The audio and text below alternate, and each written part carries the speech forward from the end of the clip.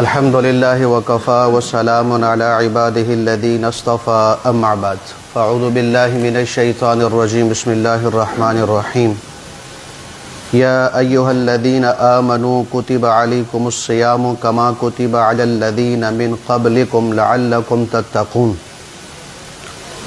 وقال تعالى في مقام آخر فمن شهد منكم الشهر فليصمه صدق الله العظيم وقال النبي صلى الله عليه وسلم قال تعالى في معنى الحديث الصوم لي وأنا أجزى به صدق الله العظيم وصدق رسوله النبي الكريم ونحن على ذلك لمن الشاهدين والشاكرين والحمد لله رب العالمين. سب درود شکر.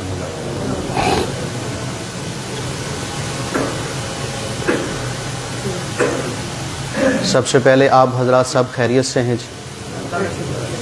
اللہ آپ کو جزائے خیر نصیب فرمائے. آپ کی دعاؤں کی برکت سے میرا سفر الحمدللہ اچھا رہا اور دو اہم موقع ہیں جن موقعوں پہ الحمدللہ اللہ نے آپ کو مجھے یاد رکھنے کی توفیق نصیب فرمائی. ایک جب بیت اللہ پر پہلی نظر پڑتی ہے اس وقت بھی میں نے آپ کو یاد رکھا. دوسرا ہم تقریباً 10 دن مدینہ میں رہے تو ہر روز تقریباً آپ لوگوں کی طرف سے میں حضور پاک علیہ السلام کے دربار میں سلام پیش کرتا تھا. آپ کا نام تو مجھے نہیں آتے, اللہ کو تو نام آتے ہیں نا بھائی اللہ کو تو نام کا پتہ ہے. تو آپ سب حضرات کی طرف سے الحمدللہ سلام میں عرض کرتا رہا حضور پاک علیہ السلام کے دربار میں. اب اللہ قبول فرمائے, اللہ آسان فرمائے. چونکہ رمضان کا مہینہ آ رہا ہے تو اس مہینے کی نسبت سے حضور نبی کریم صلی اللہ علیہ وسلم کی ایک مستقل سنت تھی. حضور نبی کریم صلی اللہ علیہ وسلم کے زمانہ میں تقریباً 9 رمضان آئے ہیں. 9 رمضان. تو حضور نبی کریم علیہ السلام رمضان سے پہلے رمضان کا شوق دلوانے کے لیے حضور نبی کریم صلی اللہ علیہ وسلم خطبہ ارشاد فرمایا کرتے تھے.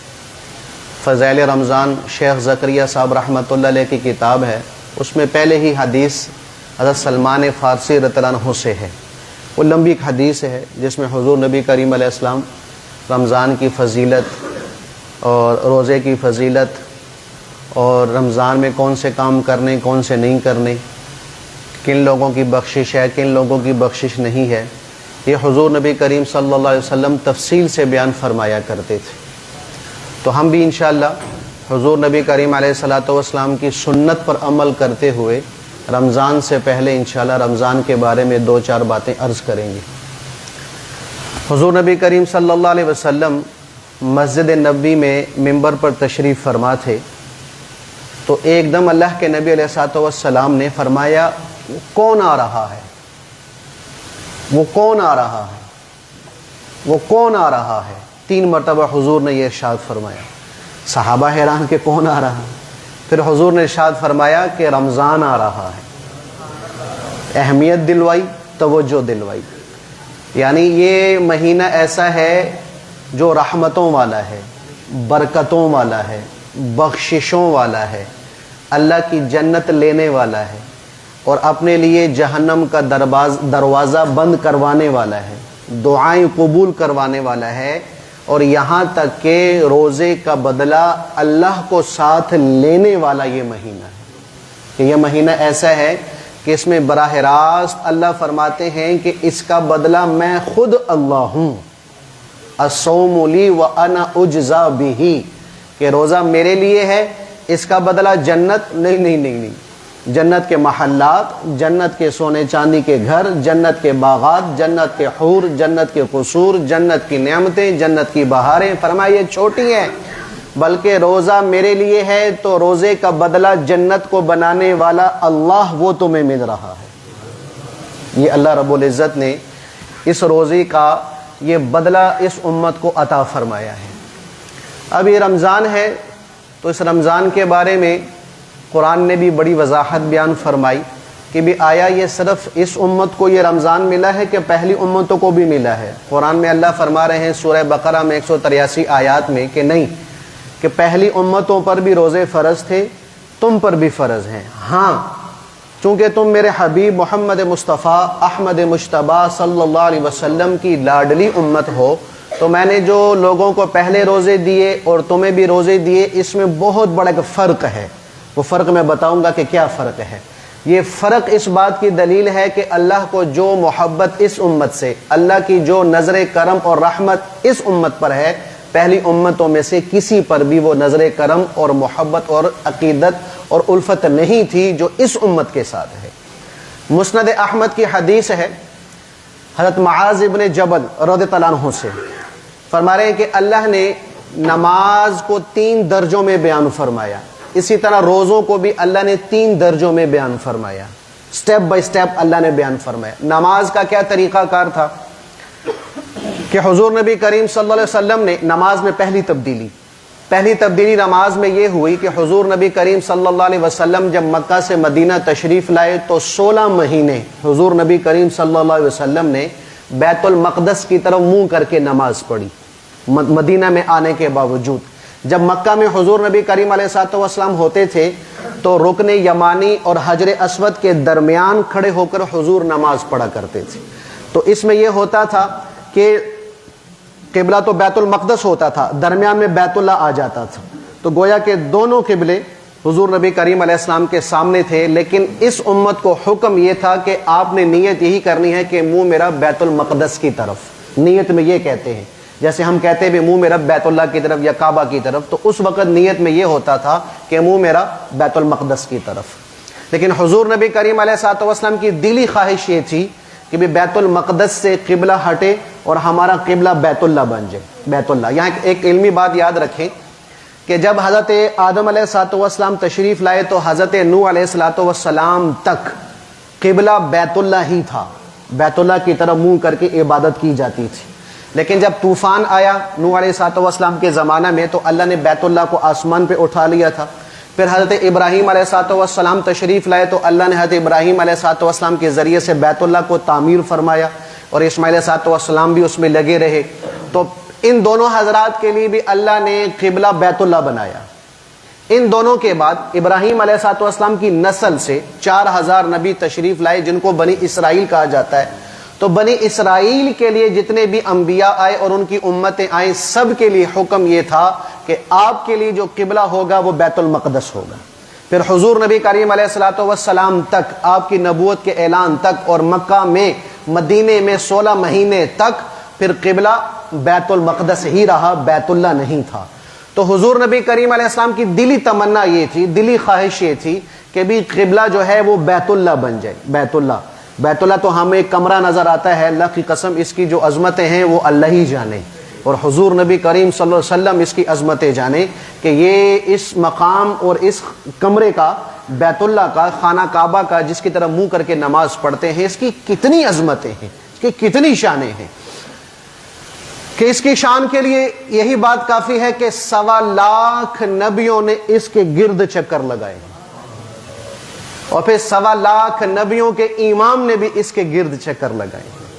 اور ایک روایت میں یوں آتا ہے کہ یہ حجر اسود اور رکن یمانی کے درمیان تقریباً 70 نبیوں کی قبریں ہیں، یہاں پر 70 انبیاء کی قبریں۔ اور ایک روایت یہ بھی آتی ہے کہ حضرت ابراہیم علیہ السلام اور حضرت اسماعیل علیہ السلام کی قبریں بھی یہی ہیں، ان کی قبر اس موقع پر موجود ہے۔ تو خیر، یہ اللہ نے مقام عطا فرمایا تھا بیت اللہ کو، پھر اللہ کی طرف سے چونکہ یہ حکم نازل ہونا تھا، اللہ کی طرف سے ایک وقت مقرر تھا، پھر وہ جب وقت آیا تو پھر اللہ کی طرف سے حکم بھی آیا، تو حضور نبی کریم صلی اللہ علیہ وسلم کے لیے اللہ نے بیت المقدس سے قبلہ کی طرف، بیت اللہ کی طرف اللہ کے نبی علیہ الصلوۃ والسلام کو حکم عطا فرمایا گیا کہ آج سے آپ کا اور قیامت تک آنے والی آپ کی امت کا جو قبلہ ہوگا وہ کون ہوگا جی؟ بیت اللہ ہوگا، بیت اللہ ہوگا۔ یہاں چلے ضمنی بات کر دیتا ہوں بھئی، جب بھی اللہ توفیق دے حج کی یا عمرے کی تو ایک درخواست یہ ہے کہ بھی بیت اللہ کی عظمت پڑھ کر جائیں، بیت اللہ کی عظمت سیکھ کر جائیں، بیت اللہ کی عظمت سن کر جائیں کہ اس کا کیا مقام ہے۔ پھر اس سے بڑھ کر جب حضور نبی کریم علیہ الصلوۃ والسلام کے ہم شہر میں جائیں تو مدینے کے آداب ضرور سیکھ کر جائیں۔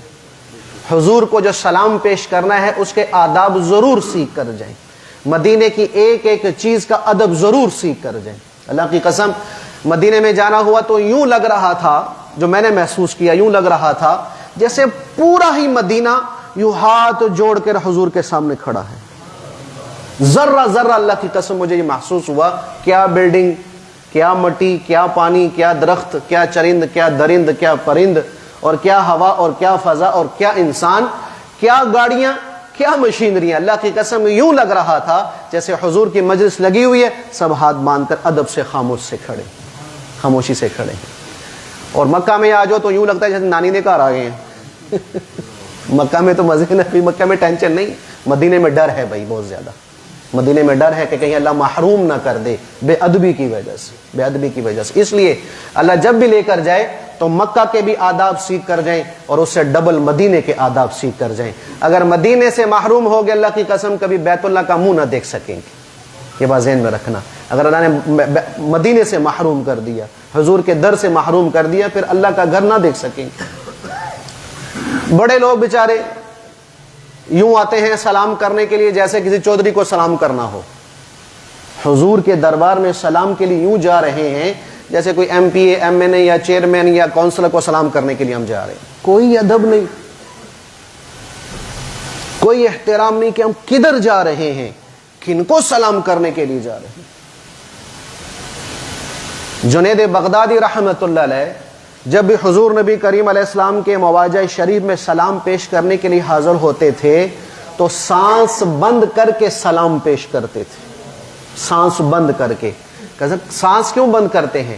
کئی ہوا جو اندر جاتی ہے پھر باہر نکلتی ہے تو معدے سے مل کر یہ بدبودار ہو جاتی ہے، تو میں اس لیے سانس بند کر کے سلام پیش کرتا ہوں کہ وہ بدبودار ہوا بھی میرے نبی کو کہیں تکلیف نہ پہنچا دے۔ یہ ادب سکھایا ہے۔ امام مالک رحمۃ اللہ علیہ پوری زندگی مدینہ سے باہر نہیں نکلے، ایک دفعہ فرض حج ادا کر دیا، اس کے بعد مکہ نہیں گئے، تو حدیث پڑھاتے تھے، جسے امام مدینہ کہا جاتا ہے، حدیث پڑھاتے تھے۔ تو کتاب جب کھولتے تھے، کتاب اب صفحہ ہے نا جی، آواز آ رہی بھی، آواز آ رہی صفحے کی نا، تو اس صفحے کو بھی اس انداز سے پلٹتے تھے، اس ادب سے کہ اس کے صفحے کی بھی آواز نہیں آتی تھی، حضور صلی اللہ علیہ وسلم کے ادب۔ اور ہم نے وہ موبائل پکڑے ہوتے ہیں اور یوں ایک ہاتھ میں جوتی ایک ہاتھ میں موبائل ہے اور شور شرابہ ہو رہا ہے اور لائیو ویڈیو چل رہی ہے یا ریکارڈنگ چل رہی ہے، اور جب حضور کے پاس پہنچے ہیں تو دونوں ہاتھ کھڑے کر کے، جوتے والے بھی وہ یا سو السلام علیکم، یا سو السلام علیکم، ادب ہی نہیں، ادب ہی نہیں۔ تو اس لیے بھی گزارش ضمن یہ بات آ گئی کہ جب بھی جائیں تو بھئی مکہ اور مدینے کا ادب سیکھ کر جائیں کہ کہیں اللہ محروم نہ کر دے۔ تو خیر مدینہ منورہ میں حضور نبی کریم صلی اللہ علیہ وسلم حضرت بشیر بن برا بن معرور رضی اللہ عنہ کے گھر میں تھے۔ ظہر کی نماز ہو رہی تھی، تقریباً 2 رکعتیں ہو چکی تھی، منہ اللہ کے نبی علیہ الصلوۃ والسلام کا بیت المقدس کی طرف تھا، شمال کی طرف، مدینہ میں جنوب کی طرف بیت اللہ ہے۔ تو حضور نبی کریم علیہ السلام کو نماز کے اندر ہی حکم آ گیا کہ میرے حبیب، ہم دیکھا کرتے تھے کہ آپ چاہتے تھے کہ آپ کا قبلہ بیت اللہ بن جائے، تو ہم نے آپ کی رضا کے مطابق فیصلہ کر دیا کہ آج سے آپ کا قبلہ بیت المقدس نہیں ہوگا، بیت اللہ ہوگا۔ تو حضور نبی کریم علیہ السلام نماز پڑھا رہے تھے، ادھر پہلے آخری صف میں کھڑے ہو کر بیت المقدس کی طرف منہ کیا ہوا تھا، 2 رکعتیں ہو چکی تھیں۔ تو حضور نبی کریم علیہ السلام کو جب حکم نازل ہوا تو حضور نبی کریم علیہ السلام چل کر تشریف لائے اور بیت اللہ کی طرف منہ کر کے کھڑے ہو گئے۔ جو صحابہ آخر میں تھے انہوں نے وہیں سے منہ پھیرا، تو جو آخر میں تھے وہ پہلی صف میں ہو گئے، جو پہلی صف میں تھے وہ آخری صف میں ہو گئے۔ نماز کے اندر اللہ نے حضور نبی کریم علیہ السلام کی چاہت کو پورا فرما کر قبلہ بیت المقدس سے بیت اللہ کو قرار دے دیا۔ آج بھی وہاں مسجد قبلتین موجود ہے، قبلتین مسجد مدینہ منورہ میں موجود ہے، توفیق تو ضرور تشریف وہاں پر لے کر جائیں کہ انہوں نے سب سے اوپر مصلی بنایا ہوا ہے، دیوار کے اوپر نشانی کے طور پر بھی بیت المقدس ادھر تھا اور پھر مدینے کی بیت اللہ کی طرف مصلی بنایا ہوا اور وہاں پر اب نماز ہو رہی ہے۔ تو ایک تبدیلی یہ ہوئی نماز کے اندر، تبدیلی یہ ہوئی کہ بھی قبلہ بیت المقدس سے کیا بن گیا جی؟ بیت اللہ بن گیا۔ دوسری تبدیلی کہ اب نماز کے لیے اکٹھا کیسے کریں لوگوں کو، نماز کے لیے اکٹھا کیسے کریں، نماز کا وقت ہو گیا تو کیا کریں، ابھی اذان کا حکم نہیں تھا، تو صحابہ نے آپس میں مشورہ کیا کہ بھی ناقوس بجائیں. ناقوس وہ ٹلی جو ہوتی ہے جو عیسائی بجاتے ہیں, ٹلیاں, کیونکہ گرجوں میں جاؤ تو ٹلیاں بج رہی ہوتی ہیں, تو کہہ رہے بھی ٹلی لے آؤ. فرمایا نہیں, یہ تو عیسائیوں کا طریقہ ہے. تو پھر صحابہ نے کہا بھی بگل بجا لیں. بگل یہودیوں کا طریقہ ہوتا تھا کہ وہ گائے کے سینگ کی طرح ایک جو ہوتا تھا وہ بیم ہوتا تھا, اس کو بجاتے تھے, اس سے آواز نکلتی تھی, تو کہتے بھی اسے پتا چلے گا کہ آؤ. کہا نہیں بھی یہ تو یہودیوں کا طریقہ ہے. کبھی آگ جلائیں, اس کا دھواں اٹھے گا تو لوگ سمجھے کہ نماز کا وقت ہو گیا. کہا نہیں, یہ تو مجوسیوں کا طریقہ ہے. کیا کیا جائے, کوئی طے نہیں ہوا. سارے صحابی اسی سوچ اور غم میں واپس چلے گئے. 2 صحابی پر یہ بات بڑی سوار تھی. ایک حضرت عبداللہ بن زید بن عبد رب رضی اللہ عنہ, دوسرے حضرت عمر بن خطاب رضی اللہ عنہ. ان دونوں پر اس سوچ کا بڑا گہرا اثر تھا کہ یا اللہ کوئی حکم, کوئی طریقہ, کوئی بات سجھا کہ جس کی وجہ سے ہم نماز کے لیے لوگوں کو اکٹھا کر سکیں. تو فجر کی نماز کے بعد حضرت عبداللہ بن زید بن عبد رب دوڑے ہوئے حضور نبی کریم علیہ الصلوۃ والسلام کے پاس تشریف لائے. ابو داؤد شریف کی یہ حدیث ہے, طحاوی شریف میں بھی یہ حدیث موجود ہے. تو حضور نبی کریم علیہ الصلوۃ والسلام کو عرض کرنے لگے, یا رسول اللہ صلی اللہ علیہ وسلم, میں رات کو سویا ہوا تھا اور میری سونا یوں تھا کہ جیسے میں آدھا جاگ رہا ہوں آدھا سو رہا ہوں, یوں میری نیند تھی. تو میں نے خواب میں دیکھا ایک آدمی آسمان سے اترا, سبز رنگ کا جوڑا اس نے پہنا ہوا تھا, اس کے ہاتھ میں بگل تھی, وہی سور کی طرح وہ جو ہے وہ باجا تھا بجانے والا. تو میں نے کہا کہ یہ ناقوس بیچو گے, یہ چیز بیچو گے؟ تو اس خواب میں آنے والے نے مجھے کہا بھی کیا کرنا ہے؟ کہا جی ہم نے نماز کے لیے لوگوں کو بلانا ہے. کہا میں تمہیں اس سے اچھا طریقہ نہ بتاؤں, اس سے اچھا طریقہ نہ سکھاؤں؟ کہا سکھاؤ. کہا پھر یا رسول اللہ صلی اللہ علیہ وسلم, اس نے مجھے آذان کے کلمات پڑھ کے سنائے. وہ فرشتہ تھا, اللہ اکبر اللہ اکبر اللہ اکبر اللہ اکبر 4 مرتبہ یہ, اشہد ان لا الہ الا اللہ 2 مرتبہ یہ, اشہد ان محمد رسول اللہ 2 مرتبہ یہ, حی علی الصلاۃ 2 مرتبہ, حی علی الفلاح 2 مرتبہ, اللہ اکبر لا الہ الا اللہ. کا مجھے پہلے آذان سنائی, اس کے بعد پھر مجھے تکبیر پڑھ کے سنائی کہ تکبیر میں پھر حی علی الفلاح کے بعد 2 دفعہ قد قامت الصلاۃ یہ اضافہ کرنا ہے. کہ یا رسول اللہ صلی اللہ علیہ وسلم یہ مجھے کلمات سکھائے گئے ہیں. فرمائے تو بڑے بہترین کلمات ہیں, بلال کو بلاؤ. بلال کو بلایا گیا, بلال کو کھڑا کیا گیا. فرمایا بلال کی آواز بڑی اونچی ہے, تو بلال کو تم یہ کلمات بتاؤ. تو حضرت عبداللہ بن زید کلمات بتاتے بھی, اب اللہ اکبر کہو تو بلال اونچی آواز سے اللہ اکبر 4 مرتبہ کہا. کبھی اب اشہد اللہ کہو تو اب بلال نے 2 دفعہ اونچی آواز سے اشہد اللہ, پھر 2 دفعہ اشہد ان محمد رسول اللہ, حی علی الصلاۃ حی علی الفلاح اللہ اکبر لا الہ الا اللہ. فرمائے لو آج سے اللہ کی طرف سے یہ طے ہو گیا ہے کہ اس امت کو نماز کے اکٹھا کرنے کے لیے آذان دی گئی ہے, جو صرف میری امت کو ملی ہے, مجھ سے پہلے کسی امت کو نہیں ملی. یہ اس امت کا انعام ہے, اس امت کا انعام ہے کہ یہ آذان اللہ نے براہ راست اس امت کو عطا فرمائی ایک صحابی کے ذریعے. پھر حضور نبی کریم علیہ السلام سے مہر لگا دی, اور مہر لگانے کے بعد اس کو مکمل شریعت کا حصہ بنایا. لو بھائی اب آذان کے ذریعے ہی مسجد میں لوگوں کو اکٹھا کیا جائے گا. تو یہ اس وقت سے مدینے سے یہ آذان کا سلسلہ شروع اور قیامت تک چل رہے گا. اور واحد آذان ایک ایسی آواز ہے جو پورے روئے زمین پر 24 گھنٹے گونجتی رہتی ہے. میں نے آپ کو عرض کیا بھی تھا, میرا بیان موجود ہے, دیکھ لیں کہ میں نے طریقہ مکمل آپ کو جو ہے وہ جغرافی انداز سے میں نے بتایا تھا بھی کہاں سے آذان شروع ہو رہی کہاں ختم ہو رہی. 24 گھنٹے اللہ اکبر کی صدائیں پوری زمین پر گونج رہی ہیں. یہاں ایک مسئلہ سمجھ لیں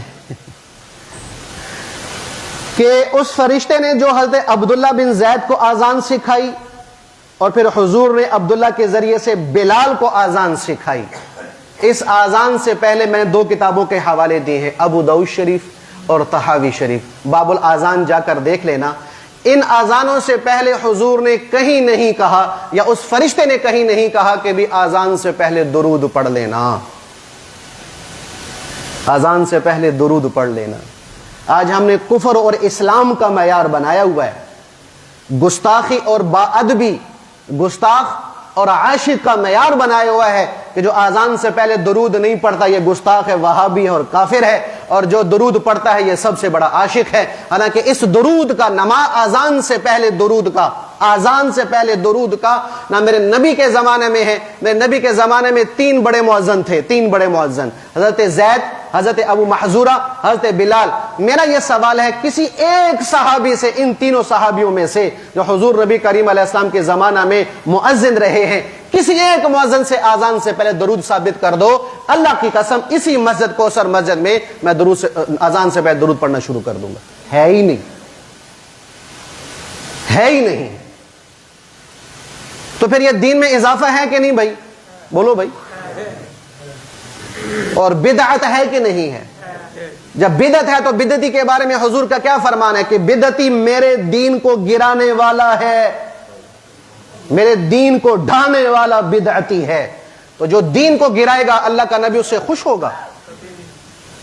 پھر آ جا کے ہمیں جواب کیا ملتا ہے؟ مولوی صاحب حرج ہی کیا ہے؟ ہاں صاحب آخری دلیل کی یہ ہوتی ہے بھئی درود پڑھ رہے ہیں نا حضور پر، کوئی گانا تو نہیں گا رہے نا، کوئی غزلیں تو نہیں پڑھ رہے نا، حضور پہ درود، حرج ہی کیا ہے؟ تو جمعے کی نمازیں کتنی رکھتے ہیں جمعے کی بھائی؟ تو 4 پڑھ لو، کوئی حرج ہے؟ مغربی کتنی ہے بھائی؟ تو 4 نہیں، تو 4 کیوں نہیں پڑھتے؟ ایک ساتھ اور ملا لو، کوئی حرج ہے؟ حرج ہے کہ نہیں بھائی؟ کتنا بڑا حرج ہے کہ شریعت کے حکم میں اضافہ ہو رہا ہے، حضور کے حکم کے مقابلے میں ہم اپنا عمل پیش کر رہے ہیں۔ یا رسول آپ کو صحیح پتہ نہیں تھا، آپ نے اسے نہیں بتایا۔ ہم گویا کہ اپنے عمل سے یہ کہنا چاہتے ہیں صحابہ عاشق رسول نہیں تھے، عاشق رسول ہمیں ہیں۔ صحابہ کو عشق کا پتہ ہوتا تو اذان سے پہلے درود پڑھتے، وہ درود نہیں پڑھ رہے، لہذا اصل عاشق ہم ہیں کیونکہ ہم درود پڑھ رہے ہیں۔ آگے پیچھے کا پتہ نہیں کہ کہاں درود پڑھنا چاہیے کہ نہیں پڑھنا چاہیے، اذان سے پہلے درود ہو، پورا دن منہ پہ چاہے نبی کا نام بھی نہ آئے۔ اللہ کا واسطہ بھی اس عشق اور گستاخی کے معیار سے باہر آؤ۔ اس معیار نے امت کا بیڑا غرق کیا ہوا ہے، 2 ٹکڑے کر دیے ہیں امت کے کہ یہ سنی ہے اور یہ وہابی ہے، بس یہ پوری امت کو تقسیم کر دیا ہے۔ اور وہابی کا کنسپٹ کیا بنا ہے بھائی؟ گستاخ رسول ہے بس۔ اور ہمارے بھی ایسے ملنگ تلنگ ہوتے ہیں کہ پتہ پتا ہوتا نہیں کہ بھی کیا بات ہوئی کیا بات نہیں ہوئی، نعرہ لگتا ہے بھی گستاخ رسول ہے، آؤ بھی ہر شے جلا دو، ہر چیز اڑا دو۔ حالانکہ شریعت کا حکم بڑا سخت ہے کہ کسی آدمی نے اگر خدا نہ خواستہ اللہ نہ کرے زبان سے حضور علیہ السلام کے خلاف کوئی بکواس کی، اس کو بٹھاؤ، اس کو دیکھو بھائی دیوانہ تو نہیں ہے، پاگل تو نہیں ہے، مجنون تو نہیں ہے، نشے میں تو نہیں ہے، ہوش میں بھی ہے، صحیح سالم ہے، اس کو کہو بھئی یہ تم نے لفظ جو بولا ہے اس لفظ سے تمہاری کیا مراد ہے؟ اب اگر وہ مراد ایسی بتائے کہ جو گستاخی بنتی ہے پھر اس کو سزا دی جائے گی، ورنہ ہر غیر کے یہ ذمہ نہیں ہے کہ بھی گستاخی کا فتویٰ لگائے اس کو مارنا شروع کر دے۔ انہی دیوانوں نے یہ ہمارا جو قانون بنا ہوا ہے تحفظ ختم نبوت والا، اسی دیوانوں نے اس قانون پر انتہائی قسم کی جو ہے وہ گندگیاں ڈال دی ہیں کہ لوگ اپنے اور کافر دونوں مل کے کہہ رہے ہیں کہ یہ سارا کام اس قانون کی وجہ سے ہو رہا، لہٰذا یہ تحفظ ختم نبوت والا قانون ختم کرو تاکہ لوگ بے ادبی اور گستاخی کرنا چھوڑ دیں اور ان کی وجہ سے لوگوں کو مارنا چھوڑ دیا جائے۔ آ جا کے سارا کچرا ڈلتا ہے یہ پاکیزہ قانون پر، کس کی وجہ سے؟ ان دیوانوں کی وجہ سے، ان پاگلوں کی وجہ سے۔ تو اس لیے کوئی معیار نہیں ہے بھائی عشق کا اور گستاخی کا کہ آذان سے پہلے درود ہے تو عاشق نہیں ہے تو گستاخ نہیں بھائی۔ میں نے ایک عاشق کو پکڑا کہ نہیں جی آپ درود نہیں پڑھتے، میں ہاتھ پکڑ لیا، میں کہتا تو کتنی دفعہ درود پڑھتا ہے دن میں؟ کتنی دفعہ درود پڑھتا ہے؟ کہ جی 1 دفعہ 2 دفعہ یا 3 دفعہ۔ میں کہا جی ہمارے حضرات کی طرف سے ہمیں یہ حکم ہے کہ صبح بھی 100 دفعہ اور شام بھی 100 دفعہ، جب تک درود نہیں پڑھو گے تمہارا ذکر پورا نہیں ہوگا۔ میں کہ میں روزانہ 200 دفعہ پڑھتا ہوں۔ کہتا عاشق کون ہوا؟ میں نے پوچھا عاشق کون ہے، تو کہ میں؟ کہتے آپ۔ میں کہ چلو پھر اندر بیٹھ کے بات سنتے ہیں۔ کہتا نہیں جی آپ کے پاس بیٹھنا نہیں ہے، ہمیں منع کیا گیا ہے کہ آپ کے پاس نہیں بیٹھنا۔ وہی کفار مکہ والی روایت چل رہی ہے کہ بھئی حضور کی بات نہیں سننی، بس بات سن لیں تو اس کے ہو جاؤ گے۔ یہی روش ان بدبختوں نے اختیار کی ہوئی ہے کہ بھی علماء حق علماء دیوبند کے پاس بیٹھنے نہیں دیتے۔ اسی میں کہتا ہوں لوگوں سے کہ تم نے ہمارے بارے میں سنا ہوا ہے ان لوگوں سے، کبھی ہم سے ہمارے بارے میں ہم سے سنو ہم کیا کہتے ہیں۔ یہاں پر فتویٰ رکھا ہوا ہے جو مرچوں سے بھی سستا دھنیے سے بھی سستا ہے کہ بھی دیوبندی کافر میں، اے گستاخ رسول۔ میرا آپ سے سوال ہے، مجھے یہاں پر کوئی 8-9 سال تو ہو گئے، تو میں آپ کو گستاخ رسول بنا رہا ہوں نا؟ بولو بھائی، میری زبان سے کبھی گستاخی سنی؟ معیار ہی غلط ہو گیا ہے۔ خیر، تو دوسری تبدیلی سمجھ آ گئی بھائی نماز میں۔ تیسری تبدیلی کیا ہوئی؟ تیسری تبدیلی یہ تھی کہ حضور نبی کریم صلی اللہ علیہ وسلم اگر نماز پڑھا رہے ہوتے، 2 رکعتیں ہو چکی ہوتی، جس کی رکعتیں رہ چکی ہوتی وہ آتے باہر سے اور ساتھ والے صحابی سے پوچھتے جو نماز کے اندر تھے، ان سے پوچھتے بھئی کتنی رکعتیں پڑھی حضور نے؟ تو وہ نماز میں بتاتے بھی 2 پڑھ لی ہیں، نماز میں بتاتے کہ 2 پڑھ لی ہیں۔ تو وہ صحابی پہلے اپنی 2 رکعتیں پڑھتے، اس کے بعد پھر حضور نبی کریم علیہ الصلوۃ والسلام کے ساتھ نماز میں شامل ہو جاتے۔ تیسرا طریقہ یہ تھا۔ حضرت معاذ ابن جبل تشریف لائے، ظہر کی غالباً نماز ہو رہی تھی، حضور نے 2 رکعتیں پڑھ لی تھی۔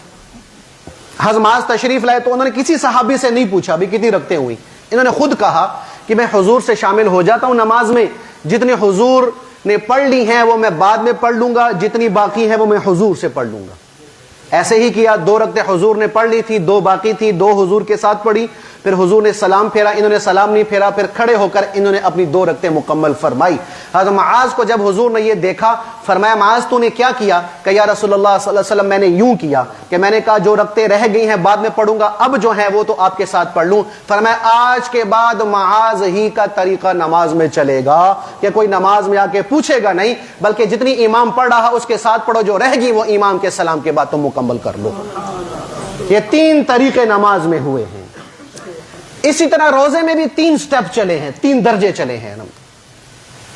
پہلے کیا ہوتا تھا رمضان کا حکم نازل ہونے سے پہلے کہ حضور نبی کریم صلی اللہ علیہ وسلم اور صحابہ ہر مہینے 3 دن روزے رکھتے تھے، ہر مہینے 3 دن روزے، تو 12 تیا 36، اور ایک روزہ ہوتا تھا 10 محرم کا۔ کتنے روزے ہو گئے؟ 37۔ ہر سال 37 روزے رکھے جاتے تھے، ہر سال 37 روزے رکھے جاتے تھے۔ اللہ کی طرف سے حکم نازل ہو گیا کہ کتب علیکم الصیام، میرے حبیب اب آپ پر رمضان کا روزہ فرض ہو گیا، تو پھر 11 مہینے چھٹی، 1 مہینہ پورا روزہ رکھنے کا حکم نازل ہو گیا۔ ایک تبدیلی۔ دوسری تبدیلی کہ اللہ جل شانہ نے قرآن میں فرمایا ہے کہ بھی جو روزہ رکھے بہت اچھی بات، ورنہ فدیہ دے دے۔ تو کیا کرتے تھے؟ لوگوں کو اختیار مل گیا تھا، اختیار کہ بھی روزہ رکھنا ہے روزہ رکھ لو، روزہ نہیں رکھنا تو فی روزے کا فدیہ دے دو۔ اختیار ہے، چاہے صحت مند ہے یا بیمار ہے، جوان ہے کہ یا بوڑھا ہے، دونوں کو اختیار ہوتا تھا کہ بھی روزہ رکھنا ہے تو اچھی بات ہے رکھ لو، نہیں رکھ سکتے تو فدیہ دے دو۔ دوسرا حکم یہ تھا، تو اللہ نے اس حکم کو بدل دیا۔ پھر کیا فرمایا؟ فمن شہد منکم الشہر فلیصمہ۔ نہیں بھائی، اب اختیار ختم، اب جس کو رمضان کا مہینہ مل گیا اور وہ مقیم بھی ہے، صحت مند بھی ہے، بیمار بھی نہیں، سفر میں بھی نہیں، اب اس کو روزہ ہی رکھنا پڑے گا، وہ فدیہ نہیں دے سکتا۔ دوسری تبدیلی۔ تیسری تبدیلی کیا ہوئی اس امت پر خاص طور پر؟ وہ تبدیلی یہ ہوئی کہ جب رمضان کا روزہ فرض ہوا تو حکم یہ تھا کہ بھی مغرب کے بعد افطاری، مغرب کے وقت افطاری، اور افطاری کے بعد جب تک سونا نہیں، سوئے نہیں، کھانا بھی جائز، پینا بھی جائز، بیوی کے پاس جانا بھی جائز۔ جو ہی سو گئے، چاہے افطاری کی، مغرب کی نماز پڑھی اور سو گئے، روزہ شروع۔ اب اگلی شام تک روزے میں ہو گئے، نہ کھانا نہ پینا نہ بیوی کے پاس جانا، سب حرام ہو جاتا تھا۔ ایک صحابی ہے سرما رضی اللہ عنہ، کسان تھے، زمین پر کھیتی باڑی کی، روزے سے تھے، گھر واپس تشریف لائے، مغرب کی نماز کے بعد بیوی سے کہا کچھ افطاری کے لیے ہے، کہا گھر میں تو نہیں ہے، میں پڑوس سے معلوم کرتی ہوں۔ اب وہ چلی گئی پڑوس سے معلومات لینے کے لیے، کچھ دیر ہو گئی تو واپس آئے، سرما بیچارہ روزے بھی سے تھا اور سارا دن تھکا ہارا بیٹھا لیٹے لیٹے سو گیا، کھائے پیے بغیر سو گیا۔ اب جب وہ آیا، بیوی گھر آئی تو دیکھا سرما سویا ہوا۔ او سرما تو ہلاک ہو گیا۔ وہ ایک دم اٹھا، کیا ہوا؟ کہ تو سو گیا ہے، اب تو کھا پی نہیں سکتا، اگلا روزہ شروع ہو گیا ہے، اگلا روزہ شروع ہو گیا۔ بڑے پریشان کہ اب اگلا 24 گھنٹہ روزہ، 24 گھنٹے میں کیسے گزارا کروں گا فاقے میں؟ پہلے فاقے سے سحری تھی، اب فاقے پہ افطاری ہو رہی ہے، اگلے دن پھر۔ تو اسی حال میں حضور نبی کریم صلی اللہ علیہ وسلم کے پاس تشریف لائے، بڑے گرتے گراتے، سرما کیا بات ہے یا رسول اللہ، اللہ سے کہہ کے کچھ تو تخفیف کروا دیں، اس امت کی میں شان پہ قربان جاؤں، یا رسول اللہ سے کہے کچھ تو نرمی ہو جائے رمضان میں۔ اللہ نے فوراً قرآن اتارا ایک صحابی کے حکم پر، کیا؟ وَأَتِمُّ الصِّيَامَ إِلَى اللَّيْلِ، میرے حبیب آج کے بعد میری طرف سے یہ حکم نازل ہو رہا کہ آپ کی امت کے لیے حکم یہ ہے کہ مغرب میں افطاری تک تمہارا، افطاری مغرب تک تمہارا روزہ ہوگا، اس کے بعد تم چاہے سو جاؤ، جاگ جاؤ، جو مرضی کرو، سحری تک تمہیں اجازت ہے، کھانے کی بھی، پینے کی بھی، بیوی کے پاس جانے کی بھی اور سونے کے بھی۔ اب سحری تک تمہارا روزہ نہیں ہوگا، سحری کرو گے تو اس سے روزہ شروع ہوگا۔ یہ اس امت کے لیے اللہ نے یہ حکم میں تخفیف فرمائی، ورنہ پہلی امتوں کے لیے یہی روزہ تھا کہ مغرب کے بعد سو گیا روزہ شروع، جسے ہم پنجابی میں 8 پیرا روزہ کہتے ہیں، 8 پیرا روزہ وہ شروع ہو جاتا تھا۔ تو اس امت پر اللہ نے یہ احسان فرمایا صحابہ کی برکت سے کہ اللہ نے اس امت کا روزہ 10 12 14 گھنٹے کا کر دیا، اس سے زیادہ نہیں ہے۔ تو یہ 3 تبدیلیاں اس رمضان کے مہینے میں اللہ جل شانہ نے اس امت کے لیے بیان فرمائی ہیں۔ اب روزے کا مقصود کیا ہے؟ روزے سے اللہ کیا چاہتا ہے؟ ہم بھوکے رہ رہے ہیں، پیاسے رہ رہے ہیں، اس سے اللہ کو کوئی فائدہ ہو رہا ہے؟ اللہ کے خزانے میں کوئی اضافہ ہو رہا ہے کہ چلو یار ایک ٹائم کی روٹی نہیں کھان گے میرا خزانہ بچ جائے گا؟ کوئی ہو رہا فائدہ اللہ کو؟ نہ۔ یہ روزہ اللہ نے ہمارے لیے دیا، کس بنیاد پر؟ اللہ کا مقصود اور مطلوب روزے سے یہ ہے کہ لعلکم تتقون، تاکہ تم تقوی والے بن جاؤ، تاکہ تم متقی بن جاؤ۔ تاکہ تم متقی بنو گے کیوں؟ اس لیے کہ میں نے جنت بنائی ہی متقیوں کے لیے ہے۔ روزہ رکھو گے متقی بنو گے، متقی بنو گے تو جنت کے حقدار ہو جاؤ گے۔ بتاؤ روزہ پھر ہمارے لیے ہو کہ اللہ کے لیے؟ ہمارے فائدے کے لیے۔ اب انہوں نے تقوی کیوں رکھا؟ اللہ اکبر۔ جیسے ہمارے اس امت میں تو ڈرامے بازی کہوں گا، ایکٹر ہی کہوں گا، کہ جو اپنے آپ کو اسکالر کہتے ہیں، مذہبی اسکالر، اور اپنے آپ کو عالم کہتے ہیں، بغیر سند کے قرآن حدیث گھر میں پڑھ لیا ترجمے سے، اور ٹی وی پر بیٹھ گئے اور نیٹ پہ بیٹھ گئے اور سوشل میڈیا پر بیٹھ گئے اور اپنا بھاشن جھاڑ رہے ہوتے ہیں۔ یہ سارے ڈرامے باز ہیں، پنجابی سے کہتے ہیں رنگ باز نے، فلماں نے فلماں، بلکہ اس سے بڑا فتنہ ہے۔ کیا ہے بھائی یہ؟ اور یہ فتنہ پہلی امتوں میں بھی تھے، ٹینشن نہیں لینی ہے، کوئی نبی گل نہیں کی، پہلی امتوں میں بھی تھے۔ وہ کس طرح؟ شیخ الہند رحمت اللہ علیہ فرماتے ہیں کہ اللہ نے جو کہا اس امت کو کہ تم متقی بننا، وہ اس لیے کہ یہودیوں پر 40 روزے تھے۔ یہودیوں پہ کتنے روزے تھے جی؟ 40 روزے۔ عیسائیوں پہ 30 روزے تھے، لیکن انہوں نے کیا کیا؟ ان کا ایک بادشاہ آیا، وہ بادشاہ بیمار ہو گیا۔ جب بیمار ہوا تو اس نے نیت اور منت مانی کہ اگر میں صحت مند ہوا تو میں بھی اپنی اس قوم پر 40 روزے کر دوں گا۔ 30 کی بجائے کتنے کر دوں گا؟ 10 مزید بڑھ گئے تو 40 روزے کر دوں گا۔ ٹھیک ہے جی، اس کو اللہ نے صحت دے دی، اس نے بھی 40 کا حکم دے دیا، اب سب 40 رکھ رہے۔ وہ مر گیا، دنیا سے چلا گیا۔ ایک اور بادشاہ آیا، وہ بھی بیمار ہوا، اس نے بھی نیت کر لی کہ میں ٹھیک ہو گیا تو میں 7 روزے مزید بڑھا دوں گا۔ وہ ٹھیک ہو گیا تو اس نے 7 روزے مزید بڑھا دیے۔ کتنے ہو گئے بھائی؟ 47۔ تو اس وقت کے جتنے بھی انجینئر تھے نا، یہ مرزا محمد علی جیلمی جیسے، وہ کٹھے ہو گئے، اور جاوید احمد غامدی جیسے اور ساحل ادیم جیسے، یہ سارے لوگ کٹھے ہو گئے کہ یار یہ 47 کوئی سمجھ نہیں آ رہی، یا 45 ہو یا 50 ہو، پورا فکر کرو نا بھائی۔ ان کا لو بھی ہم 3 مزید اضافہ کر رہے ہیں، کتنے روزے ہو گئے بھائی؟ اللہ نے کتنے رکھے تھے؟ انہوں نے کتنے کر دیے؟ 50۔ ایک حکم یہ اضافہ کیا۔ دوسرا حکم یہ کیا کہ بھئی اب جب بھی روزوں کا مہینہ گرمیوں میں آئے گا تو ہم گرمیوں میں روزہ نہیں رکھیں گے، بلکہ یہ مہینہ گرمیوں کا والا ختم کر کے ہم ان روزوں کو ہم سردیوں میں لے جائیں گے۔ رمضان اگر آ گیا ہے خدا نہ خواستہ جون میں، تو ہم جون میں روزے نہیں رکھیں گے، اس جون والے روزے کو ہم لے جائیں گے دسمبر میں لے جائیں گے۔ تو کیا کر دیا؟ تعداد میں بھی اضافہ کر دیا اور وقت میں بھی تبدیلی کر دی، میں نے ایک نام لیا ہے جاوید غامدی صاحب کا۔ جاوید غامدی صاحب نے بھی یہی فتویٰ جاری کیا ہے اس امت میں کہ بھئی تم رمضان کا مہینہ سردیوں میں لے جاؤ۔ اسے فتویٰ دیا ہوا بھائی، ان کے گرمیوں میں تم پاگل ہو روزے رکھتے ہو، جنوری میں رکھ لو، فروری میں رکھ لو، دسمبر میں رکھ لو، ضروری تھوڑی کہ جون جولائی میں گرمی رکھیں گے۔ تو یہ وہی نسل ہے، سمجھے میری بات بھائی؟ تو جاوید غامدی ہر امت میں رہا ہے، انجینئر محمد مرزا بھی ہر امت میں رہا ہے، ٹینشن نہیں لینی، اس امت میں بھی ہے۔ تو خیر غامدی صاحب نے یہ فتویٰ دیا ہے کہ بھی رمضان کے روزے جون جولائی میں نہیں رکھو، دسمبر میں رکھ لیا کرو۔ تو ان میں اس قوم نے، بنی اسرائیل کے ان 2 نمبر علماؤں نے یہ 2 کام کیے، ایک روزے میں اضافہ بھی کر دیا اور وقت بھی بدل دیا۔ اللہ نے اس امت کو کہا ہے کہ تم متقی ہو۔ متقی کے 2 مطلب، ایک کہ تم تعداد میں اضافہ نہیں کرو گے، 30 کے 30 رکھو گے، یا 29 چاند کے اعتبار سے وہ تم رکھو گے۔ دوسرا متقی بننے کی نشانی یہ ہے کہ جس مہینے میں رمضان آئے گا، چاہے گرمی، چاہے سردی، چاہے بہار، چاہے خزاں، تم اس مہینے کو وہی رکھو گے، دائیں بائیں نہیں کرو گے۔ اور اللہ کا یہ احسان اس امت پر کہ اس امت نے اجماعی طور پر یہی کام کیا کہ نہ اضافہ کیا نہ مہینہ بدلا۔ یہ تقوی کی ایک نشانی یہ ہے، تقوی کی نشانی یہ ہے۔ اللہ ہم سب کو ہدایت نصیب فرمائے، اور جتنے یہ فتنے ہیں اللہ نے فتنوں سے اس پوری امت کو محفوظ فرمائے۔ جیسے یہ اب کیا کہیں، یہ ہمارا چیف جسٹس ہے میں تو اس کو چیف کہنے کو تیار ہوں، میں تو اس کو خبیث کہتا ہوں. اس کا نام فائز ہے، یہ فائز نہیں، یہ ناجائز ہے. اس کا نام عیسیٰ، یہ عیسیٰ نہیں، یہ عاصی ہے. یہ مدینے میں مجھے پتہ لگا تو میں نے مدینے میں لانی، یہ 3 باتیں میرے دین میں ڈالی کہ چیف نہیں ہے. کیا ہے بھائی؟ سارے بولو. ویڈیو میری ریکارڈ ہو رہی، تھوڑی نہیں ٹینشن نہ لو، میں پڑھائی آواں گا. کیا نام ہے جی؟ چیف نہیں ہے، کیا ہے؟ یہ فائز نہیں ہے، کیا ہے؟ ناجائز ہے. یہ عیسیٰ نہیں ہے، یہ عاصی ہے. عاصی کا مطلب نافرمان. ٹھیک ہے جی. تو اس بدبخت نے کیا کیا ہے؟ کوئی پتہ لگا اس نے کیا کیا ہے؟ کیا کیا ہے؟ مرزا بشیر الدین کی تفسیر ہے، اس پر پابندی لگی تھی، کیس چل رہا تھا. ٹھیک ہے جی. کہ بھی حالانکہ یہ قانون پاس ہو چکا ہے کہ بھی یہ نہ اپنا لٹریچر تقسیم کریں گے اور نہ اپنا نام مسلمان رکھیں گے، نہ اپنی عبادت گاہوں کا نام مسلمان کے طور پر رکھیں گے. یعنی اسلامی شعار یہ کوئی استعمال نہیں کر سکتے. یہ قانون پاس ہوا ہے آپ کی اسمبلی سے اور آپ کی جو ہے وہ عدالت عظمیٰ سے، یہ دونوں چیزیں پاس ہو چکی ہیں. اب اس بدبخت نے کیا کیا؟ مرزا بشیر الدین کی تفسیر چھاپی ہوئی اور تقسیم کر رہا تھا، پکڑا گیا، کیس ہو گیا، عدالت میں اس کو سزا ہو گئی. اب اس کو پتہ نہیں کہاں سے کوئی کیڑا آیا.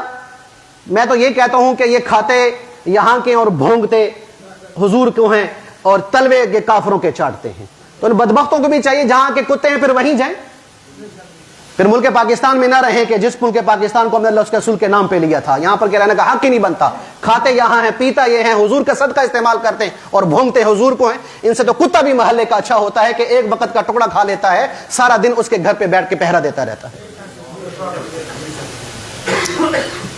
تو خیر اب ان کو پتہ نہیں کیا کیس یاد آ گیا، دوبارہ اس کو کھولا، ری اوپن کیا. مرزائی نے آ کے، وکیل نے اس کے حق میں دلائل دیے کہ بھی اس کی بات ٹھیک ہے، غلط نہیں ہے، کہ بھی قرآن حدیث سے یہ بات ہے، بھی ہم صحیح کر رہے ہیں. تو یہ 5 منٹ کی ایک آڈیو ہے جو ایک وکیل ہے، وہ وکیل مفتی تقی صاحب دامت برکاتہم کو بتا رہا ہے کہ حضرت ہمارے ساتھ عدالت کے اندر کیا ہوا ہے. کہا جی جب جج اس کے مرزائی وکیل کے دلائل پورے ہوئے تو ہمارا جو وکیل تھا وہ پیش ہوا، رانا رؤوف غالب اس کا نام تھا، وہ پیش ہوا. تو جو بھی اپنے دلائل شروع کرنے لگا تو یہ خبیث بول پڑا کہ تم کون ہو؟ کہا جی میں اس کیس کا مدعی کا وکیل ہوں. کہا تم ٹھیکیدار ہو اس دین کے، تم مامے لگتے ہو اس دین کے، قرآن کی حفاظت کا ذمہ اللہ نے لیا ہوا ہے، تو کون ہوتا ہے؟ کہا جی میں وکیل ہوں اس کا. کہا چپ کر جا ورنہ تیرا لائسنس کینسل کر دوں گا. مسلمان وکیل کو جو ختم نبوت کی طرف سے آ رہا ہے، حضور کے تحفظ، ختم نبوت کے تحفظ کے لیے وکیل بن کے آ رہا، یہ خبیث ناجائز عاصی اس وکیل کو یہ کہہ رہا ہے کہ تو ٹھیکیدار ہے اس دین کا، تو ماما لگتا ہے اس دین کا. اس جیسے خبیث لوگ ہمارے سروں پر بیٹھے ہوئے ہیں، پھر گانا سے مولی فضل وانو کرنے ہیں. تو کہا جی میں اس کا وکیل. کہا تو چپ کر جا. کہا جی یہ کیس بنام سرکار وکیل کے، سرکاری وکیل پیش ہو. سرکاری وکیل پیش ہوا. ہاں جی کرو بحث. کہا حضرت یہ مجھے رات کو ہی پتا چلا ہے کہ یہ کیس دوبارہ اوپن ہوا ہے، اس کے بارے میں بحث ہونی ہے، مجھے 1 دن کا موقع دے دیں کہ میں اس فائل کو تو پڑھ لوں، اس فائل کو تو پڑھ لوں، اس میں کیا لکھا ہوا ہے، اس کے مطابق میں دلائل پیش کروں گا. کہا نہیں کوئی ٹائم نہیں، ابھی شروع کرو. کہا جی ابھی میرے پاس کیسے میں بات شروع کروں؟ پھر چپ کر جاؤ. پھر مرزائی وکیل کو کہتا ہوں دلائل شروع کرو. پھر قرآن اور حدیث کی غلط تشریح کر کرا کے پھر اس نے فیصلہ جاری کیا ہے کہ یہ تو قانون ہی نہیں ہے، قانون کے بغیر کو سزا ملی، لہٰذا یہ اس کو رہا کر دو. اس کو رہا کر دیا اور اس کی تفسیر چھاپنے کی اجازت دے دی. جب علماء کی طرف سے، خصوصاً جمعیت علماء اسلام کی طرف سے جب رد عمل آیا تو پھر اس بدبخت نے سارے علماء کو خطوط لکھے ہیں، علماء دیوبند کو بھی، علماء بریلوی کو بھی، اہل حدیث کو بھی، کہ میری اس معاملے میں رہنمائی کریں. وہ کھوتی کے پتر، تو پہلے علماء سے رہنمائی لینا. تو نے کیس تو نے حل کر دیا، اس کو تو نے تفسیر لکھنے کی اجازت دے دی، اب تو علماء سے کہتا ہے میری رہنمائی کر. یہ بدبختی تو نے بعد میں کرنی تھی، پہلے تو نے علماء. پھر اس سے بڑی بدبختی یہ کر رہا ہے کہ اس نے اس کیس کو حل کرنے کے لیے جاوید غامدی جیسے شخص کو بلایا ہے کہ آئیں اور میری اس کیس میں رہنمائی کریں. جاوید غامدی وہ ہے جو مرزا غلام قادیانی کو کافر ماننے کو تیار نہیں. ان جیسے شخصوں سے یہ ختم نبوت کا مسئلہ حل کروانا چاہ رہا ہے. ان جیسے بدبخت اور بے دین اور سیکولر لوگ میرے آپ کے سروں پر بیٹھے ہوئے. کھاتے یہاں پر ہیں، پیتا یہاں پر ہیں، اور گن یہ کافروں کے گاتے.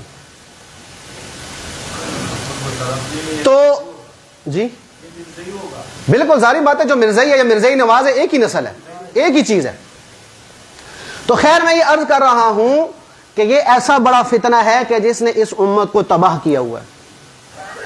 اب جاوید غامدی کا ایک اور ڈرامہ تمہیں سناؤں. سب سے پہلے وحی کہاں اتری ہے بھائی؟ کون سے غار میں؟ غار حرا میں. یہ کہتا ہے کہ غار حرا میں جو پہلے وحی، حالانکہ بخاری شریف کی پہلی حدیث ہے، بخاری کی پہلی حدیث ہے کہ غار حرا میں حضور نبی کریم علیہ الصلوۃ والسلام پر پہلی وحی نازل ہوئی ہے، اقرا بسم ربک الذی خلق والی. یہ کہہ رہا ہے یہ سارا ڈرامہ ہے. ویڈیو میرے پاس موبائل میں موجود ہے، 1.5 منٹ کا کلپ اس کا. یہ کہتا ہے سارا افسانہ ہے، یہ ڈرامہ ہے، یہ کوئی مولویوں کی بنائی ہوئی باتیں. کیوں؟ یہ حدیث کا منکر ہے، یہ حدیث کو تسلیم نہیں کرتا. یہ بات ذہن میں رکھنا. اور ہمارے کئی لوگ اس کو بڑے شوق سے سنتے ہیں. یہی حال مرزا اس کا ہے، چھوٹے مرزے کا ہے، مرزا انجینئر محمد علی مرزا کا. یہ بھی قرآن و حدیث کو غلط انداز میں بیان کر کے امت کو گمراہ کر رہا ہے. مول صاحب تو اسی مرزے نہیں سن دے، میں کہ سننا وہاں لاند پان واسطے. ہمیں لوگ کہہ رہے ہوتے ہیں مول صاحب ان کو سنا کریں، بڑی سچیاں گلاں کردا. یہ میں کہ گل سچی میں بھی کرا کہ انشاءاللہ میں کہ تو دے ماندے رہیں گے تو سیدھا بغیر حساب کتاب تو بغیر بریک تو انشاءاللہ جہنم جائیں گا، ٹینشن نہ لے تو. میں کہ کیا سچ بھی ہے گئی. اس لیے بھی اللہ کا واسطہ فتنوں سے اپنے آپ کو بچاؤ، یا کہ ایمان کا بیڑا غرق کرے. نسل کو دیکھو، کہیں اس کو تو نہیں پڑھ رہے، اس کو تو نہیں سن رہے. نسل کو بچاؤ. اب ٹائم نہیں کہ میں کیا اس کی باتیں عرض کروں. خیر، تو اللہ نے کیا فرمایا ہے کہ رمضان کا مقصود کیا ہے؟ تقوی. تقوی. اب تقوی کسے کہتے ہیں؟ تقوی 2 چیزوں کا نام ہے بھائی. تقوی 2 چیزوں کا نام ہے، ایک خوف اور ایک محبت. یہ تقوی کا نام ہے کہ اللہ کا خوف، اللہ اس کے رسول کی محبت. جس کے اندر ہے یہ متقی ہے، یہ متقی ہے بھائی. اب خوف کسے کہتے ہیں اور محبت کسے کہتے ہیں؟ تھوڑا سا فرق. خوف کہتے ہیں کہ جس ذات کا میرے دل میں خوف ہے، ڈر ہے، وہ میرے سامنے ہے تو میں بات مانوں گا، سامنے نہیں ہے تو بات نہیں مانوں گا. یہ خوف. محبت کسے کہتے ہیں؟ سامنے ہو پھر بھی مانوں گا، سامنے نہ ہو پھر بھی مانوں گا. تو مقصود کیا ہوا پھر؟ محبت. کہ ہم اللہ اس کے رسول سے محبت کرنا سیکھیں، محبت کرنا. یہ صحابہ نے محبت کی اللہ اس کے رسول سے. 2 چھوٹے چھوٹے واقعہ. حضرت عمر بن خطاب رضی اللہ عنہ نے روم سے جنگ کرنے کے لیے صحابہ کا لشکر بھیجا. اس میں ایک صحابی ہے نوجوان، عبداللہ بن حذیفہ بن قیس سہمی رضی اللہ عنہ. رومیوں سے لڑائی ہوئی، کئی دن تک چلتی رہی. رومی بادشاہ بڑا پریشان، کیسر اس کا نام، بڑا پریشان کہ یار تعداد میں تھوڑے، وسائل میں تھوڑے، اسباب میں تھوڑے، اتنے دن ہو گئے یہ ابھی تک ہم سے فتح کیوں نہیں ہو رہے. کہاں کا کوئی قیدی ہے تو لے کر آؤ. تو یہ عبداللہ بن حذیفہ اور ان کے چند صحابہ قیدی بن چکے تھے. عبداللہ کو بلایا. عبداللہ کو بلا کر اس سے بات کی کیسر نے. پہلی بات کہا، عبداللہ تو عیسائیت قبول کر لے، تجھے بھی آزاد کر دوں گا، تیرے ساتھیوں کو بھی آزاد کر دوں گا. محبت بتانے لگا ہوں اللہ اس کے رسول کی. کہا ایسی رہائی پر ہزاروں قیدیں قربان اور ہزاروں دنیا قربان کہ جس کے لیے مجھے مذہب چھوڑنا پڑے، میں اس رہائی کو جوتی کی نوک پہ رکھتا ہوں. بادشاہ حیران. دوسری آفر سنو بھائی، ہم 10 روپے کے لیے ایمان چھوڑ دیتے ہیں، میں صحابہ پہ قربان جاؤں. کہا کیسر کہہ رہا ہے اس وقت کی دوسری بڑی سپر پاور طاقت کہ میں تجھے اپنی آدھی سلطنت دے دوں گا، اسلام چھوڑ دے. آدھی سلطنت تمہیں دے دوں گا، اسلام چھوڑ دے. کہ تیری سلطنت پر بھی 1000 دفعہ تھوکتا ہوں، اسلام نہیں چھوڑ سکتا. تیسری آفر کہ آدھی سلطنت تیری ہو گئی، میری جو آدھی سلطنت ہے اس میں بھی تو میرا پارٹنر ہوگا، اس میں بھی تیرا حصہ ہوگا، اسلام چھوڑ دے. کہا آدھی سلطنت، پھر آدھی میں جو ہے وہ پارٹنر کا نہیں، ساری دنیا کی، عرب و عجم کی تو حکومت میرے قدموں میں رکھ دے، میں ایک لمحے کے لیے بھی اپنے نبی کا دین چھوڑنے کو تیار نہیں. محبت رسول، محبت اللہ. پھر اس نے کہا میں تمہیں قتل کر دوں گا. کہا 1000 دفعہ کر، اسی تو جیتے ہیں کہ اللہ کے نام پہ مر جائیں، اسی کے تو زندگی گزار رہے ہیں، جوان ہو رہے ہیں کہ اللہ اس کے رسول کے نام پہ کٹ جائیں. تو اس نے سپاہیوں سے کہا کہ اس کو سولی پہ چڑھاؤ اور دائیں بائیں تیر چلاؤ، اس کو مارنا نہیں، اس کو جب ڈرانا ہے. تو سولی پہ چڑھایا، اب دائیں بائیں تیر مار رہے. کہا نیچے اتارو. کہا اب کیا کہتے ہو؟ کہا وہی لا الہ الا اللہ محمد الرسول اللہ. یہ نہیں چھوٹ سکتا، یہ نہیں چھوٹ سکتا. اس کو غصہ آیا کہ اس کو قید میں ڈال دو. اس کو قید میں ڈال دیا گیا. کئی دن بھوکا پیاسا رکھا، اتنا بھوکا پیاسا رکھا عبداللہ بن حذیفہ کو کہ وہ نڈھال ہو گئے، اٹھنا مشکل ہو گیا، بیٹھنا مشکل ہو گیا، اور پیڑ کو پکڑ کے زمین کے ساتھ چمٹے ہوئے ہیں. ساری کیفیت بتائی گئی. شراب لا کے رکھی اور خنزیر لا کے رکھا کہ یہ کھاؤ. سر پہ وہ کھڑے ہیں، کہنے لگے اللہ تو جانتا ہے، تیرے نبی کا فرمان ہے کہ جس حالت میں اس وقت میں پہنچ چکا ہوں یہ خنزیر بھی میرے لیے حلال ہے، میں کھا سکتا ہوں، لیکن اللہ تیری محبت میں ان کافروں کو خوش نہیں کروں گا. فرمایا جاؤ بدبختوں لے جاؤ، میں یہ بھی کھانے کو تیار نہیں ہوں. حالانکہ شریعت کا حکم ہے کہ جب انسان مرنے کے قریب ہو تو جان بچانے کی تھوڑا سا حرام کھا سکتا ہے، اجازت ہے. کہ ان کافروں کو خوش کرنے کے لیے یا اللہ تیرے لیے جان تو دے دوں گا، فاقے سے تو مر جاؤں گا، ان کو خوش نہیں کروں گا یہ ایک لقمہ بھی کھا کر. بادشاہ کو بتایا کہ ابھی تازہ کھانا لے کے آؤ، حلال کھانا لے کے آؤ. تازہ کھانا رکھا، حلال کھانا رکھا. ایک ننگی لڑکی لا کے سامنے بٹھا دیا کہ کھائے گا پیے گا، پیٹ بھرے گا، ٹکار مارے گا، لڑکی پہ نظر پڑے گی، زنا میں مبتلا ہوگا، ہمارا حکام پورا ہو جائے گا. اللہ اکبر. 3 دن کے بعد وہ لڑکی باہر آ گئی، کہنے لگی تم نے مجھے کس کے پاس بھیجا ہے؟ یہ انسان ہے کہ پتھر ہے؟ تم نے کس کے مجھے پاس بھیجا ہے؟ کہ 3 دن میں نے بڑی جو ہے وہ تگ و دو کر لی، بڑے میں نے ناز انداز نخرے دکھائے، بڑے میں نے جال پھینکے، اس کی نگاہ زمین سے 1 انچ بھی اوپر نہیں ہوئی. یہ تم نے کس کے پاس مجھے بھیج دیا ہے؟ بادشاہ نے کہا اس کو لاؤ باہر. لایا گیا، کڑاہی میں تیل رکھ کے اس کو ابالا گیا. ان کے قیدی کو پکڑا گیا، اس کے سامنے قیدی کو ڈالا اس ابلتے ہوئے کڑاہے میں.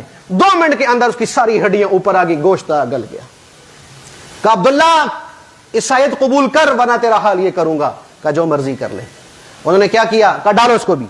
اس کڑاہی کو قریب کیا حضرت عبداللہ کے، اس کی تپش ان کو پڑی تو عبداللہ رو پڑے، عبداللہ بن حذیفہ رو پڑے.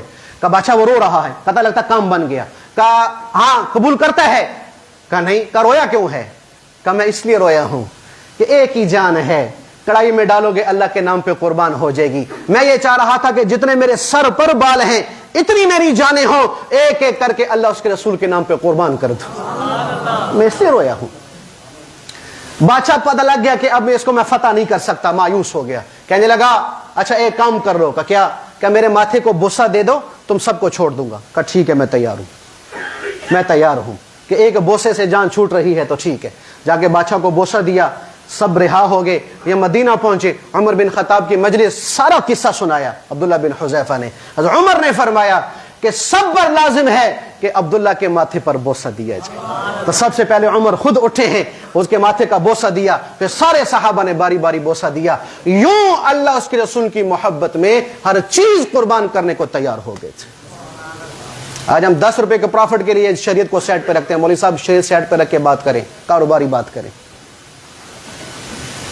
یہ محبت ہے تو یہ متقی ہے. پھر رسول کی محبت ہو، رسول کی محبت. اللہ حسین کیسی محبت؟ حضور نبی کریم صلی اللہ علیہ وسلم بیمار پڑ گئے. وہ ایسے بیمار ہو گئے کہ آپ کا وجود بالکل لاغر ہو گیا، کمزور ہو، اٹھنے کے قابل نہیں. اللہ کے نبی چارپائی پہ لیٹ گئے اور نیم بے ہوشی کی کیفیت. حضرت سیدنا ابو بکر صدیق رضی اللہ تشریف لائے حضور سے ملاقات کے لیے. جب حضور کو دیکھا حضور بیمار ہیں، اتنے غم ہوا کہ گھر آئے. ابو بکر حضور کی محبت میں، حضور کی بیماری کے افسوس میں ابو بکر بھی بیمار ہو کے چارپائی پہ پڑ گیا. محبوب کی بیماری اتنی سر پہ سوار ہوئی کہ ابو بکر بھی بیمار ہو کے چارپائی پہ پڑ گئے. اللہ کے نبی کو شفا ہوئی. اللہ کے نبی کو پتا چلا ابو بکر بیمار ہے، تو ابو بکر کا حال پوچھنے کے لیے حضور تشریف لائے. ابو بکر کو جب دیکھا فرمایا ابو بکر کیا حال ہے؟ تو ابو بکر نے اپنی حالت 4 شعروں میں بیان فرمائی. فمرض الحبیب فعدته فمرضت من اسفا الیہ علیہ فشفی الحبیب فزارنی فشفیت من نظر الیہ. فرمایا یا رسول اللہ صلی اللہ علیہ وسلم میں آپ کے پاس آیا تھا آپ کی عیادت کے لیے، میں نے دیکھا آپ بیمار ہیں، تو آپ پر بیماری کو دیکھ کر مجھے اتنا دکھ ہوا کہ میں بیمار ہو گیا. پھر یا رسول اللہ، اللہ نے آپ کو شفا دی، اب میرے عیادت کے لیے تشریف لائے، تو میری جب پہلی نظر آپ پہ پڑی تو میری ساری بیماری ختم ہو گئی. ساری بیماری ختم ہو گئی. یہ عشق مصطفیٰ کہلاتا ہے, یہ محبوب ہے. چھوڑو بھائی, یہ تو بڑے لوگ تھے. آج کے زمانے کی بات کرتا ہوں, یہ 90 کی بات ہے غالباً. ہمارے استاد سفر کر رہے تھے مدینہ میں ایک ٹیکسی ڈرائیور کے ساتھ, بوڑھا تھا. تو کہتے جی, استاد جی کہنے لگے کہ میری گاڑی اشارے پہ کھڑی ہوئی ٹیکسی, تو ساتھ ایک ٹیکسی اور آ کے کھڑی ہو گئی. تو اب میرا جو ڈرائیور ہے وہ ساتھ والے ڈرائیور سے پوچھ رہا ہے, اس کے پاس سواری نہیں ہے. ہاں بھائی آج کا دن کیسے رہا, کوئی دیہڑی شاڑی لگی؟ کہا نہیں یار آج تو ایک سواری بھی نہیں ملی, ظہر کے بعد کا وقت سواری بھی نہیں ملی. تو کہہ رہا میرا ڈرائیور کہنے لگا کہ تم نے ٹھیک کہا, میں بھی صبح سے خالی پھر رہا ہوں, یہ پہلی سواری ہے, یہ پہلی سواری. اللہ اکبر. کا اشارہ کھل گیا. اشارہ کھلتے کھلتے اس بوڑھے نے ایک بات کہی کہ جو میرے دل کو چبھا گئی. فرمایا لا تحزن, غم نہ کرنا, کفا بنا شرفا نحن جوار رسول اللہ صلی اللہ علیہ وسلم, ہمارے لیے یہی عزت کافی ہے کہ ہم حضور نبی کریم صلی اللہ علیہ وسلم کے پڑوسی ہیں. ہمارے یہی عزت کافی ہے. دیہڑی لگے یا نہ لگے, گھر میں بچے فاقے سے ہوں, بھوک سے بلک رہے ہوں, کوئی غم نہ کرنا. بھائی یہی عزت کافی ہے کہ ہم حضور کے پڑوسی ہیں, حضور کے پڑوسی ہیں. یہ محبت مطلوب ہے بھائی اللہ اس کے رسول کی. یہ محبت آ گئی تو اللہ کی قسم متقی بن گئے, متقی بن گئے جو جنت نام لگ گئی, جنت نام لگ گئی. اس لیے بھائیو روزہ اس نیت سے رکھو کہ اللہ اس کا رسول خوش ہوگا, محبت آئے گی, تقوی والے بنیں گے, اور قیامت کے دن حضور سے ملاقات ہوگی, حضور کے دستے مبارک سے پانی پیئیں گے, حضور سینے سے لگائیں گے, سفارش کر کے جنت میں داخل کروائیں گے. اس نیت سے عبادت کرو, اس محبت سے اللہ اس کے رسول کی عبادت کرو گے انشاءاللہ. بھائی چھوٹے سے 2 مسئلے سن لو پھر وقت ختم ہو. چونکہ رمضان آ رہا ہے, 2 موقع ایسے ہوتے ہیں کہ ہم اپنا روزہ برباد کر رہے ہوتے ہیں, ہمیں پتہ نہیں چل رہا. 2 موقع, یہ میں ہر دفعہ بیان کرتا ہوں, اس کو اللہ کا واسطہ سمجھو, اور جو نہیں کر رہا اس کو سمجھاؤ. پہلا مسئلہ کہ جب سحری ختم ہو جاتی, اذان ہو رہی ہوتی ہے, تو جب تک اذان ختم نہ ہو ہم یہ سمجھتے ہیں کہ سحری کا وقت باقی ہے. اذان ہو رہی ہوتی ہے اور ہم کھا پی رہے ہوتے ہیں, اس کا روزہ نہیں ہوا. اچھا بھئی یہ عصر کی اذان کب ہوتی ہے؟ جب ظہر کا وقت باقی ہو کہ ختم ہو. مغرب کی اذان کب ہوتی ہے؟ جب عصر کا وقت باقی ہو کہ ختم ہو. عشاء کی اذان کب ہوتی ہے؟ جب مغرب کی نماز کا وقت باقی ہو کہ ختم ہو. اذان اس بات کی دلیل ہے کہ اب پہلی نماز کا وقت ختم ہو گیا. اسی طرح سحری تک تہجد کا وقت ہے, فجر کی نماز کا وقت ہے, جو ہی اذان ہو گئی فجر کا وقت ختم, سحری کا وقت ختم. اب ایک لقمہ بھی اللہ اکبر پہ اندر ڈالو گے روزہ نہیں ہوگا. جسے اللہ کا واسطہ بھائی, ہمارے کئی بھائی بے دینی میں لا علمی میں یہ کام کر رہے ہوتے ہیں. مول صاحب اجے او اذان چلتی پئی ہے, اور جو او بھی اذان چلتی پئی ہے, جتنی دیر تک لاہور کی آخری اذان ختم نہیں ہوتی ان کی سحری ختم نہیں ہوتی. تو اس بات کو سمجھو اور سمجھاؤ کہ اذان اللہ اکبر ہوئی سحری ختم, بلکہ 2 منٹ پہلے احتیاطاً سحری بند کرو, 2 منٹ پہلے احتیاطاً سحری بند کرو. دوسرا مسئلہ ہمارا کیا ہے کہ ہم پورے 11 مہینہ ان غیر مقلدین کو کہتے ہیں کہ یہ لوگ ٹھیک نہیں ہیں, رمضان میں یہ ہمارے سب سے عزیز لوگ بن جاتے ہیں. کیوں؟ ہاں, ان کی اذان 2 منٹ پہلے ہوتی ہے ہماری اذان سے. اس وقت افطاری کرنے والا یوں ہی ہے جیسے عصر کے بعد افطاری کرنے والا, اور عصر کے بعد جو افطاری کرے گا اس کا روزہ انشاءاللہ ڈبل اجر ملے گا. تو کبھی بھی ان کی اذان پہ اللہ کا واسطہ افطاری نہ کرنا, یہ غیر مقلدین کی اذان پہ افطاری نہ کرنا. بھائی میں حدیث سے بات کر رہا ہوں, حدیث سے بات کر رہا ہوں. تو یہ اذان جو ہماری اہل سنت والجماعت کی مسجدوں میں ہوتی ہے, اس کے وقت پر افطاری کرو, ورنہ روزہ برباد ہو جائے گا. بھائی روزہ برباد ہو جائے گا. اس سے حدیث میں آتا نہیں ہے کہ بھی بعض لوگ ایسے ہیں کہ ان کو بجز بھوکے اور پیاسے رہنے کے کچھ نہیں ملتا, کوئی اجر نہیں. بنیادی وجہ سحری اذان میں چل رہی ہے, بنیادی وجہ وقت سے پہلے افطاری ہو رہی ہے, وقت سے پہلے. یہ بات سمجھ آ گئی بھائی؟ دوسری میری آخری گزارش یہ ہے کہ تراویحیں کتنی ہیں ماشاءاللہ بھی قرآن حدیث کے روح سے؟ نہیں 8 ہونی ہیں. تو انشاءاللہ کون کون نیت کرتا ہے اس دفعہ 8 پڑھیں گے؟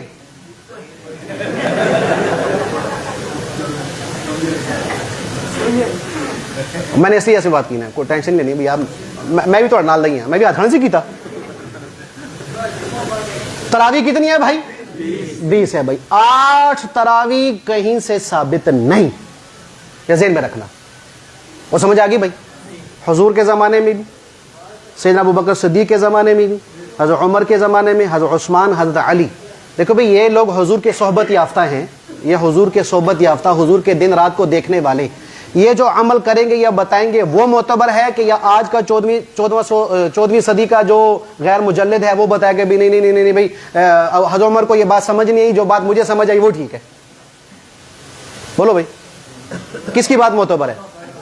صحابہ کی بات. ٹھیک ہے، آج آ کے یہ فتویٰ لگاتے ہیں حضرت عمر پر کہ حضرت عمر کی یہ بدعت ہے کہ انہوں نے 20 تراویح شروع کی. نہیں بھائی، حضرت عمر نے صرف ایک کام کیا ہے، حضرت عمر نے صرف ایک کام کیا ہے. وہ کیا کہ مدینہ میں تشریف لائے، مسجد نبی میں دیکھا صحابہ کی ٹولیاں بنی ہوئی تھی، کوئی 5-10 ادھر کھڑے ہیں، 5-10 ادھر کھڑے ہیں، 5-10 ادھر کھڑے ہیں، اپنی طور پہ جماعت کروا کے 20 تراویح کر رہے ہیں. حضرت عمر نے صرف یہ کام کیا کہ سب لوگوں کو ایک امام حضرت ابی بن کعب کے پیچھے کھڑا کر دیا. بس حضرت عمر نے یہ کام کیا، الگ الگ نہ پڑھو، ایک امام کے پیچھے آ جاؤ. سب نے ایک امام کے پیچھے حضرت عمر کے زمانہ میں با جماعت نماز شروع کی ہے. اور صحابہ تم سے زیادہ عقیدت مند تھے اللہ اس کے رسول کے. صحابہ دین کے معاملے میں تم سے زیادہ احتیاط برتنے والے تھے. صحابہ تم سے زیادہ موحد تھے. صحابہ تم سے زیادہ سنت نبی پہ عمل کرنے والے تھے.